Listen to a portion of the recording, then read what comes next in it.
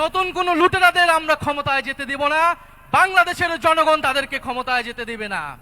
12ই ফেব্রুয়ারি নির্বাচন সুষ্ঠু হতে হবে। নির্বাচন সুষ্ঠু হওয়া ছাড়া এর কোনো বিকল্প নাই। অন্য কোনো প্ল্যান কাজে দিবে না। নির্বাচন সুষ্ঠু হওয়ার জন্য নির্বাচন কমিশনকে নিরপেক্ষ আচরণ করতে হবে। উভয় দলের জন্য, উভয় জোটের জন্য একই রকম আচরণ বিধি থাকতে হবে। কোনো ধরনের বৈষম্য মেনে নেওয়া হবে না। ফলে নির্বাচন কমিশনকে স্মরণ করিয়ে দিচ্ছি, আমরা এখনো মুখে বলে যাচ্ছি, আমরা এখনো মাঠে নামি নাই। কারণ আমরা মাঠে নামবো নির্বাচনের জন্য, আমাদেরকে আন্দোলনের দিকে নামতে বাধ্য করবেন না।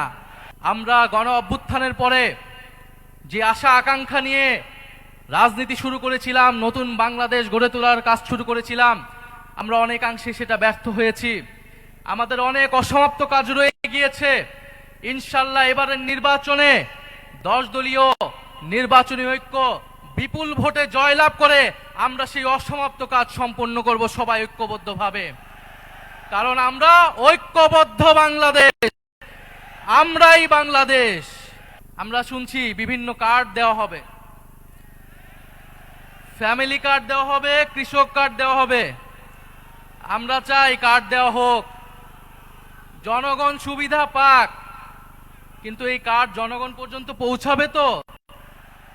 2000 টাকার কার্ড নিতে 1000 টাকা ঘুষ দেওয়া লাগবে না তো? তাহলে ঘুষ, চাঁদাবাজি সেটা যদি আমরা নির্মূল না করতে পারি, এই সকল সুযোগ সুবিধা কি জনগণের কাছ পর্যন্ত পৌঁছাবে?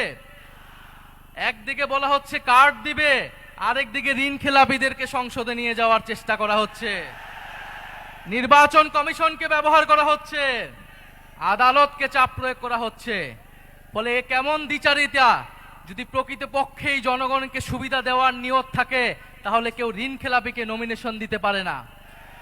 যারা ঋণ পরিশোধ করে নাই, তারা সংসদে গেলে আপনার মনে হয় তারা ঋণ পরিশোধ করবে? আর এরা আবারও ঋণ নিবে, এরা আবারও টাকা লুট করবে, এরা আবারও টাকা পাচার করবে বিদেশে।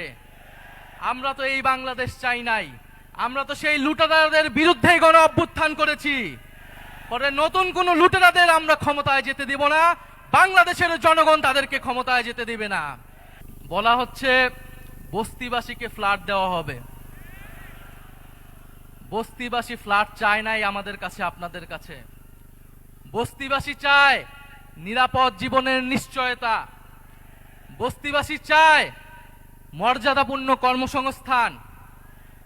বস্তিবাসীকে ঢাকা শহরে আজ পর্যন্ত যারা ফ্ল্যাট দেওয়ার অঙ্গীকার করেছে, তারা বস্তি উচ্ছেদের পরিকল্পনা করেছে। তারা বস্তিতে আগুন লাগিয়েছে, বলা হয়েছে আপনাদেরকে ফ্ল্যাট দিব, আপনারা বস্তি থেকে উচ্ছেদ হন।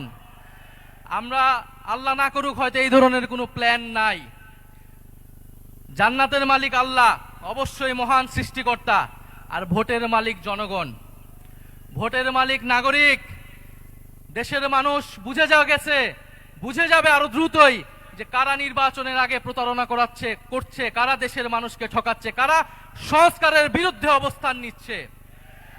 প্রিয় সংগ্রামী বন্ধুগণ, 12ই ফেব্রুয়ারি 10 দলীয় নির্বাচনী ঐক্যের সমর্থিত যার প্রার্থী রয়েছেন, যার যেখানে মার্কা রয়েছে, এই ঢাকা 15 আসনে দাঁড়িপাল্লা, অন্যান্য আসনে শাপলাকলি, রিক্সা সহ 10 দলীয় জোটের যেই মার্কাগুলো রয়েছে, আপনারা তাদেরকে জয়ী করবেন, তাদের সাথে থাকবেন। আমরা ঐক্যবদ্ধভাবে বৈষম্যের বিরুদ্ধে, দুর্নীতির বিরুদ্ধে আর ইনসাফের পক্ষে আমরা নতুন বাংলাদেশ গড়ে তুলব। এবারে নির্বাচন শুধু সরকার বদলের নির্বাচন নয়, দেশ বদলের নির্বাচন।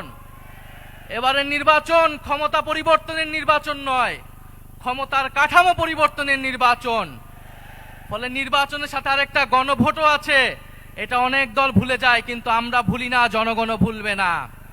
ফলে গণভোটে আমরা কি দিব?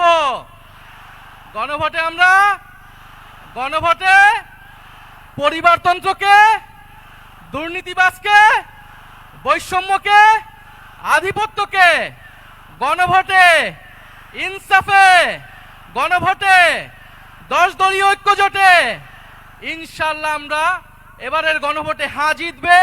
10 দলীয় নির্বাচনী ঐক্য জয়লাভ করে সরকার গঠন করবে এবং বাংলাদেশকে সামনের দিকে নেতৃত্ব দিবে। ইনকিলাব জিন্দাবাদ।